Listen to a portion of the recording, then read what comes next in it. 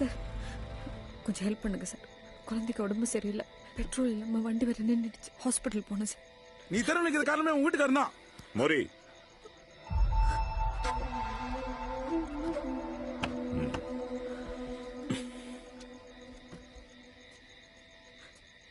நீங்க வாங்க. நைனா வாச போட பிளான் பண்ணா உன்னை உள்ளத்துக்கு வச்சான். அவன் பண்ணதுல அவன் குடும்பம் வீட்டை விடு. டேய் போடா, அந்த குழந்தைய நம்ம காருக்கு மாத்து. சார் நான் வேற வண்டி பாத்துக்கிறேன் சார். அவருக்கும் உங்களுக்கும் என்ன பிரச்சனைன்னு எனக்கு தெரியல சார். அவர் என்ன தப்பு பண்ணியிருந்தாலும் நான் அவருக்காக மன்னிப்பு கேட்டுக்கிறேன் சார். தயவு செஞ்சு இருக்கு. வாங்க.